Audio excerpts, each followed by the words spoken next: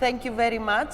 Thank you for the introduction. It's a pleasure to be here and to have the ability to talk about AI in healthcare. Life goal of mine almost. It's been now total 15 years I'm pursuing this. A little bit about my background. I'm currently working for H2O.ai, a company that brings machine learning for every application. We have a few different products. You can talk to me about that separately. But I'm here to talk about AI in healthcare. So the relevant experience I have for that is I have worked in R&D and diagnostics workflows through my genomics and molecular biology experience. I have experience in personalized medicine workflows, and this is primarily work I did at the National Institute of Health in the US. Clinical decision support, clinical genomics support. This is again something I did at NYU Langone Health, as well as in collaboration with Cloudera and Fast Forward Labs. And finally, patient-centered systems. I have experience on this type of unification of a data set through collaborating with the PCORNet network, again in the US. So I like definitions. So I wanted to start with a definition of what is clinical decision support, and this is my attempt to it. It's a patient-focused computerized alerts, reminders, and clinical guidelines that aim to improve health outcomes and enhance as well the workflows within healthcare systems. So with the implementation of EHR, electronic health records or electronic medical records over the past decade, in essence, perhaps a little longer, we actually have a lot of CDS, clinical decision support functionality already implemented. And this is just a plot from the George Washington University. It's based on a survey, how the different physicians are using electronic health records. And you can see here clear clinical decision support tools implemented already, being useful. So we have alerts, we have reminders, and various other things, identified need for lab tests. So these are all fall within the category of clinical decision support, but now we're talking about something different.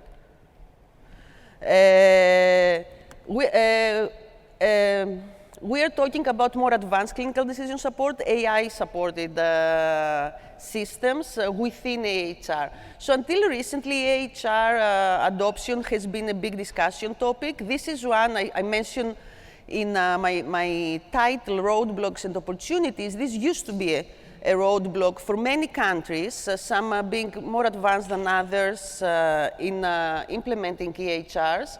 But currently, actually, for all of North America, Northern Europe, some Eastern Europe countries, these are actually reaching now 100%. So there is definitely opportunity, there is definitely the data there for us to take advantage. And not only that, together with the increase in data, and this has happened roughly in the past 10 years, we also have a huge increase in research and patents using AI for healthcare solutions, mainly predicting disease, but also different workflow solutions. And you can see, first of all, there is a lot of opportunity, but also you can see a way I like to read this plot is that the algorithms for healthcare work. We can predict disease, we can. Now it's a matter of implementing it and scaling it and refining these models as a clinical decision support tool.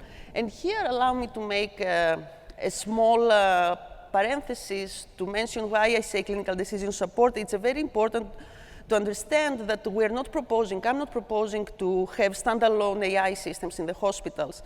As a recent experience with FDA approvals and research related to FDA approvals of image diagnostics using AI, the best results seem to happen in healthcare when we have a joint decision making. So we have AI to suggest an alert or to suggest something that where the physician needs to pay attention to, and then the physician at the end will have the final word. And this is what I'm suggesting right now to avoid misunderstandings. So even though the opportunity is definitely there and a lot of the roadblocks have been lifted, the rest of the world that's not yet there, it seems to be accelerating towards reaching there. There's still some challenges and mainly have to do with data governance and technical and operational readiness. Different countries, since I come from the US and I thought an international plot would be useful to have here. So these are like the top quadrant countries, and these are historically the countries where also most AI in healthcare research has been coming out for good reason, as you see. So technical and operational readiness refers mostly to software and hardware, and when we talk about data governance, it's mainly the ability of different providers to talk, the data from different providers to talk to each other, not be in silos, communicate, be in the standard format, and there's still quite a lot of problems in that area. I know definitely in the US, but also in other countries, this has to do a little bit with the legal framework of healthcare and how fragmented the system is, or how centralized it is, but it's not a one-to-one correlation. So I just want to move, having given a little bit of the background, I want to move straight and give you the 3 examples I promised in my abstract. 3 examples of EHR-based intelligence CDS, and intelligent goes for AI, of course. So first of all, this is referring to a published research work with the NYU School of Medicine and NYU Hospital, Langone Hospital. It just got published last spring, and our goal for this work was to predict obesity in children. As many of you might know, obesity is a huge epidemic in the US and globally, now affecting more than 30% of the total US population, and unfortunately, in some cases, more than 25% of also children population.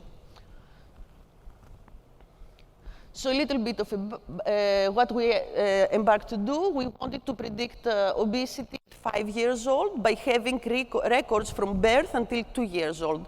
And this is important because previous research has shown that this period between 5 and 7 years old is critical in order to cure obesity or prevent obesity. If the child at that age is obese, the chances of being an obese adult quadruple almost. So that's why we focused on that, and also this by using these early years in the life of the child, we take advantage of this network we actually had, the data from the network we had, where we have 8 primary care and over 40 school-based clinics in Brooklyn.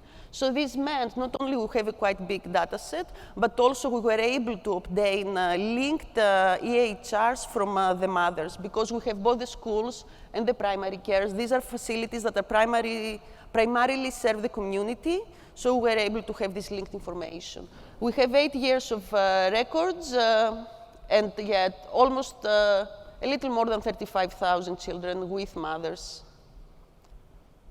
So this is something that we were very happy to see that it works very well. I'm not going to go into the details of the model. This is actually a GLM with L1 regularization. We did separately boys and girls because there is historical research reasons to believe that, to think that different factors might affect. What I want to draw your attention is, unfortunately, this highlight got moved in the process of saving. Actually, what I meant to highlight is in the prediction for girls, which is actually a better prediction, maternal post-pregnancy weight, and this is where that linked information I mentioned comes in, is actually the number 1 feature in terms of importance. And here are the feature weights on the site for comparison reasons. So it's the top 1 feature for girls is not even present for boys, but what's important is we start seeing those here, and as we believe that as more and more records will be linked, historical family information will be available, so we can actually address more and more preventative healthcare issues, like in this case for obesity. A second case I want to talk about is experience we have at H2O. Comes from experience we have at H2O. This is an application where EHR from intensive care unit data over 4 decades of those, and the right infrastructure of the provider were able to help and implement AI as a clinical decision support. So what we know about ICU from research is patients that have an unplanned transfer to ICU actually have much higher mortality rates and much longer stay in ICU. You can see here some statistics. These come from the US. The cost is quite significant. ICUs are heavily used, which also means not only the need for their optimization is big, but also data can be easily acquired in most cases. So this is an example where H2O AI and Kaiser Permanente were able to devise and deploy the advanced alert monitoring system. Kaiser Permanente is using 40 years of data, is one of the very early forces of IT in healthcare. They started efforts of digitalize since the 70s, so that's pretty wonderful. And we have typically HR data, chemistry, vital signs, demographics, comorbidities, and here bed transfer, like internal hospital documents of how the patient was moved between the different wards. And the goal was, in essence, to predict which surgery patients will fatally deteriorate or eventually be transferred to ICU. And there were 4 steps. First is risk analysis, which is building the model, training. Then it's monitoring and warning, deployment. Then we have disseminations and communication and intervention, which is now where the physicians, the trained personnel comes in to act on the alert that the clinical decision support system is bringing. So this is a diagram of how it works, and it's currently deployed, and they're always looking to upgrade and improve the system. So for every patient, their vital signs and all the information is being monitored. When at some point the patient, so in the red line, we can see the expected course of health deterioration for the patient. So he's relatively stable, then it starts deteriorating, and after a certain point, there is a point of no return. So AAM triggers exactly at the right point where the physicians need to pay attention and the interventions have maximized effect.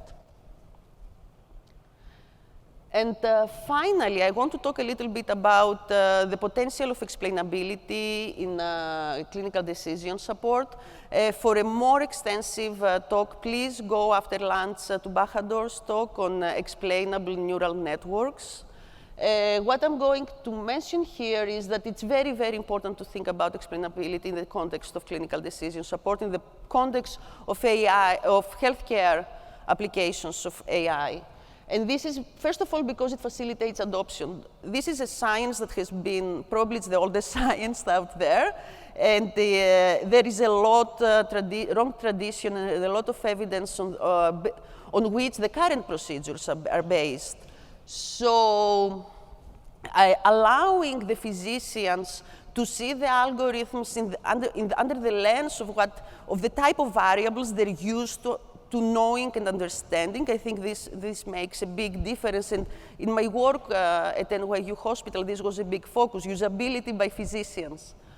Then, of course, helps put the model in the context of what's known in medicine. That's more like global codes, codes that describe the model as a complete, like high-level workflow. But then if we start thinking about personalized medicine and we want to start getting to the personal, then we have also the local explainability algorithms that give you exactly the reason codes for a specific patient to be in a high-risk zone. And this is the type of example I just want to give. I'm going to talk about sepsis, and in ICU, this is not the Kaiser Permanente example. This is actually a data set from Kaggle. I can give you the link if you want to play around with it. It's pretty fun. So what I did here is having the data from ICU and labels on whether the patient developed or did not develop sepsis, I wanted to see if I can predict sepsis 6 hours before it's actually typically reported by the physician or the nurse. The data set contain typical ICU information, demographics, as well as some clinical lab tests, as well as monitoring, bedside monitoring, heart rate, respiration, and all these things. And what would be the operational advantage by having such an algorithm, such a model deployed is, of course, improve patient outcomes and reduce length of ICU stay and improve turnaround and associated costs. So the model trained pretty reasonably,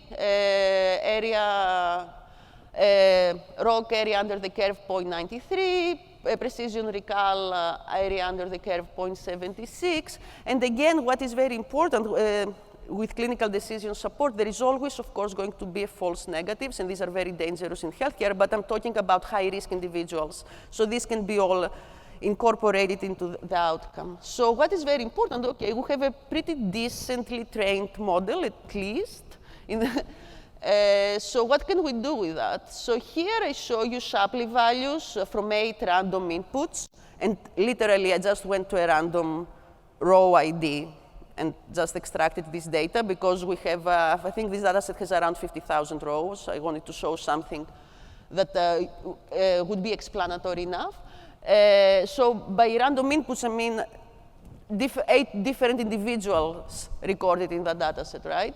So what we see here is the contribution of age and hospital admission time, which means how long before admission in the ICU the person was admitted in the hospital, longer or very soon before he or she got into ICU.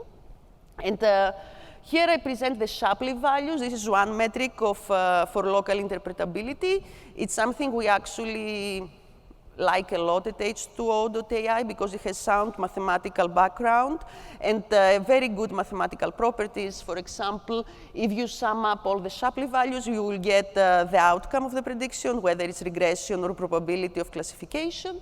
And so it's additive and also it's signed. So it tells you if it's a positive contribution or a negative contribution to the outcome. So you see here that the age of the patient consistently has a positive contribution, which is like if you can put yourselves in the shoes of a physician, this is very reassuring because yes, we know that the older the patient, the more in danger of something going wrong in ICU. So this, but also notice that all these Shapley values are not the same. And here we have a hospital admission time that really changes from patient to patient. For some patients, having been admitted and having spent some time to the hospital seems to be helping their ICU sepsis outcomes, but for others seems to be actually a negative factor. So imagine this for factors like systolic blood pressure, if they come up, allowing the doctor to understand. And of course, I don't mean by that correlation is causation. Much more experimenting and experience is known to go to causation from a completely unknown feature seen in the model, but we already have knowledge through previous research of which features are actually causal. For example, in this case would be age. We know it's causal. The organism cannot perform as robustly. So it could be used like that. I want to thank you all for being here. And I also want to thank Ben Busby at the NIH, Dan Trahina, Narges Rajavian, David Mordecai, Samantha, and Brian at NYU. And of course, it's very hard to pick out a specific person in H2O.ai. We're a very tight-knit team. I do want to mention Patrick Hall, and thank you, everyone. That's all.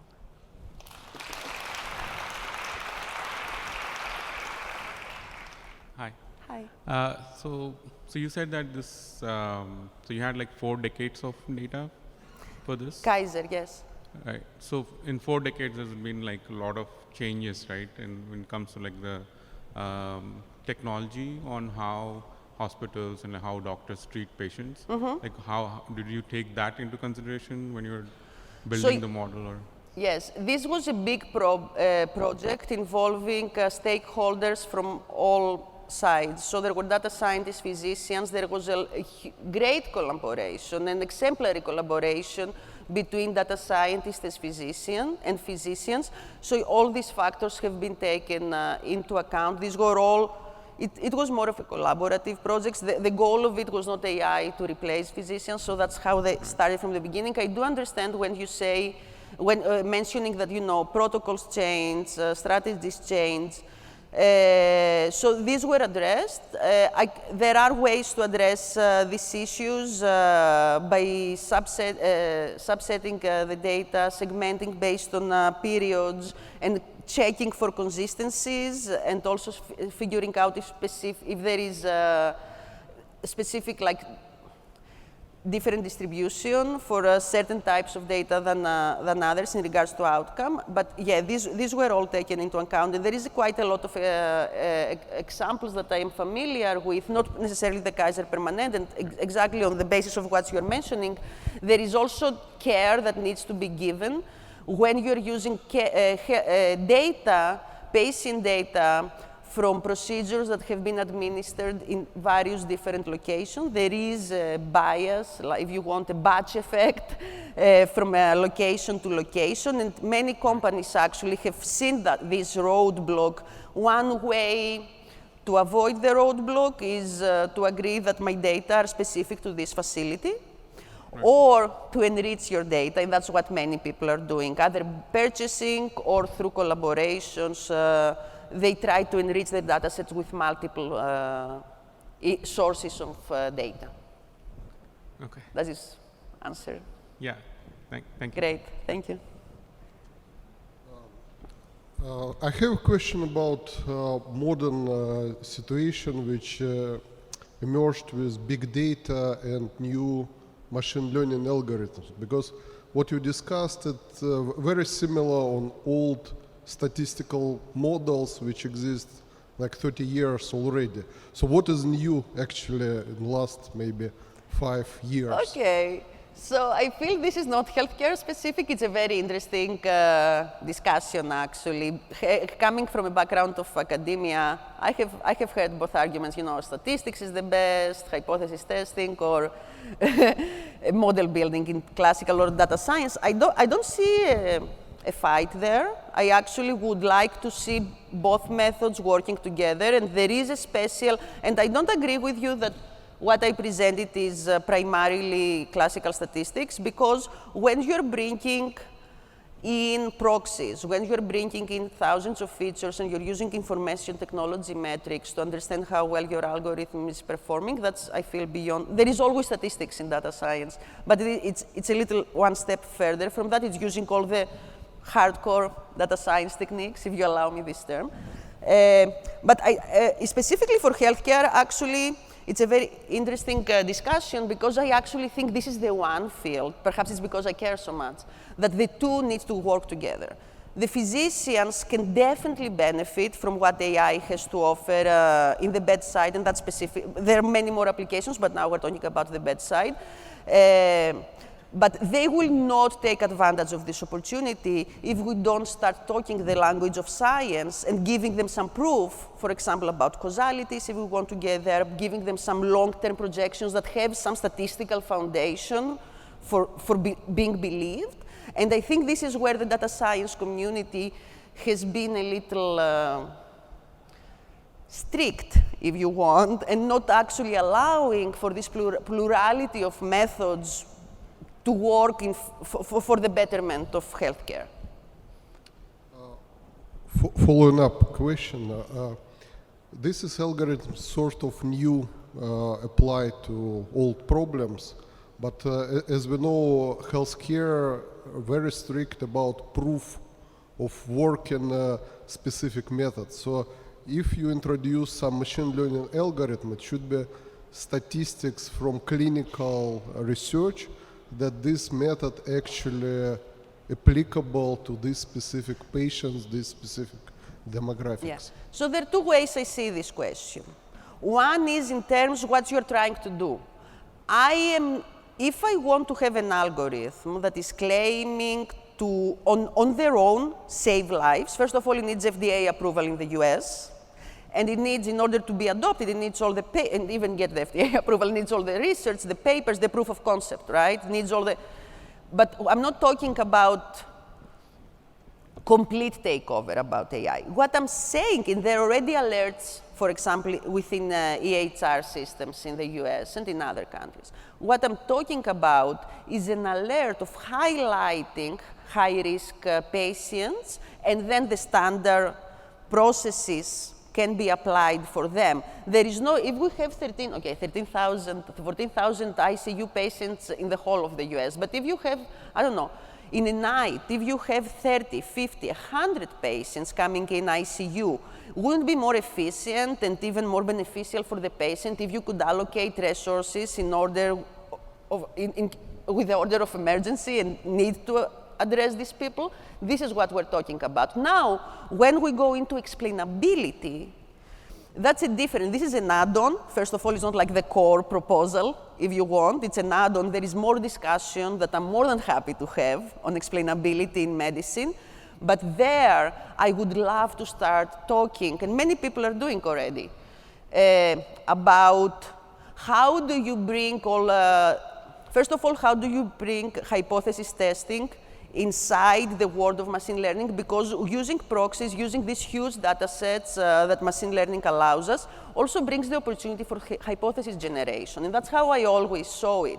Okay, sure, the fact that a feature has a very high importance or a Shapley value, negative or positive, Shapleys actually give us the direction as well, but it doesn't mean that it actually, if I change that variable, it's going to benefit the patient. No way, it doesn't. But we can start imagining easy experiments that can be happen with the same data set to quickly, once something like that is identified, to be tested. And we can also think of ways to automate. But I don't want to imagine too much, because now we go completely science fiction. But this is within the realm of what we can do. That's how I see it. Thank you for a very nice presentation. With precision medicine or predictive medicine, people are talking about genomics as the next thing. So genomics is becoming cheaper, well adapted. So we have methodology in different use cases are there, like cancer mutation predictions or antibiotic resistance, so on and so forth. All these will impact healthcare. So what are your thoughts on these genomics and deep learning, prediction through deep learning, because we know there are lots of rule-based predictions doesn't work well with the current genomics platforms. So what are your thoughts on deep learning or machine learning applied on genomics, which will help in the clinical decision making? Yes, with exclamation mark, yes. There is definitely a lot of promise. One thing that has personally disappointed me, because I do come from personalized medicine, if you want applications, is how slow actually the field of genomics works in terms of giving us the features, giving us the data that we can use in machine learning. The problem with genomics is we have an immense feature space. We don't have enough people to test the feature space on. So there is now very talented and bioinformaticians. This was my past life. You know, they're working on actually methods to reduce systematically this feature space for cases specifically for cancer, even though cancer might not be the best example, because there's so many different cancers, you cannot say specifically for cancer, but you know, disease-specific set of candidate features in terms of genome. And we do have examples where this works. I know only recently one of our collaborators, one of our customers in H2O is working with Cambridge University in Massachusetts. Given a panel of genes, they can predict cancer. And I'm not going to say too much because it's up for publication. So these initiatives exist. I feel that the reason we don't see them in the clinic is that it's still research papers. You know, we're trying to reduce the feature space in a way that is to reduce the feature space, but not reduce it too much that we lose information. So we are there to try to understand. And also there is all these interactions in the genome that make things more complicated in order to identify the right targets. And I think that's where we are. I think there is definitely a matter of time. But I don't want to finish on that on an optimistic note necessarily, because I have been like very impatient to try to see the field happening. And the last thing I read only this summer, it's this concept of more and more of actually now there is no way to eliminate, to reduce the feature space, because now we're talking a pangenic effect to the outcome. And I don't know how data science can tackle if that is true. Thank you.